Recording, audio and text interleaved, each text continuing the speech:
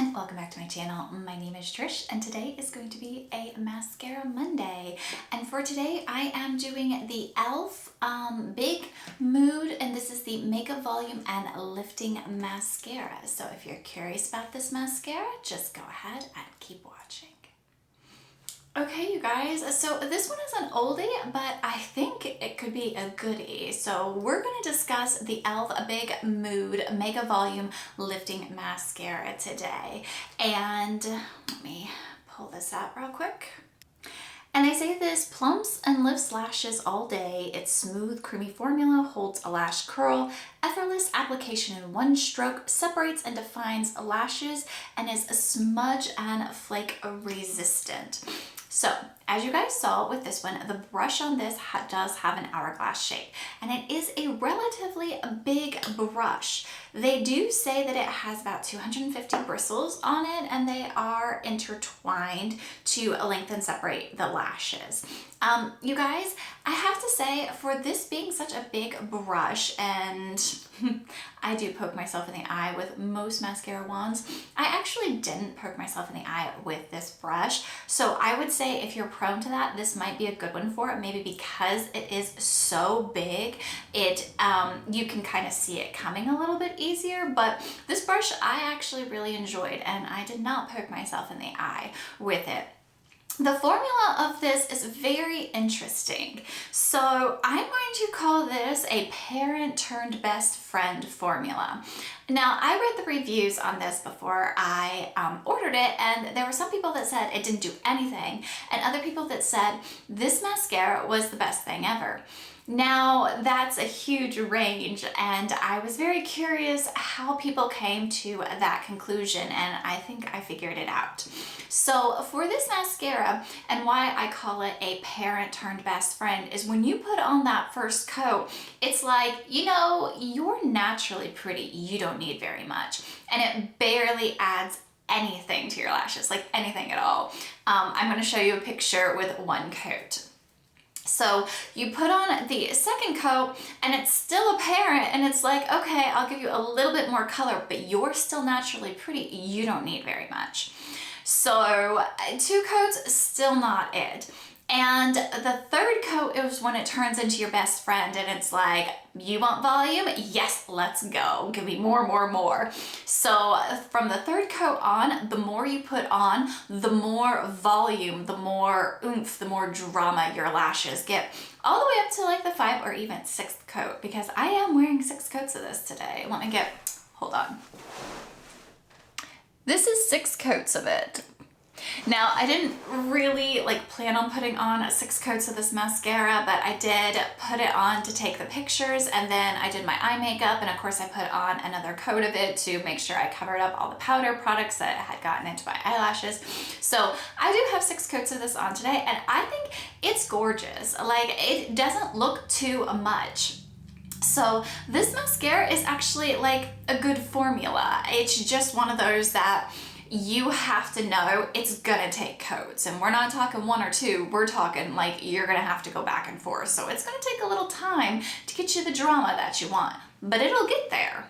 So it does build beautifully on itself, obviously, by what I am saying. It does not smudge or flake. Now, I do the cry test, you guys, on the day I film. So I did the cry test this morning, but I've been wearing this mascara for a week. And yesterday it was 55 degrees and sunny, and we were out on our bikes, and we went to Target, and we went grocery shopping. This did not flake or smudge. Of course, I wasn't sweating. It was only, 55 degrees outside.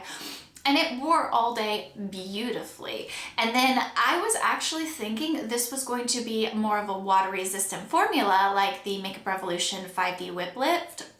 It doesn't claim to be, but some mascaras just have a penchant for being a little bit more water resistant. So when I did the cry test this morning, I was shocked that it smeared as bad as it did.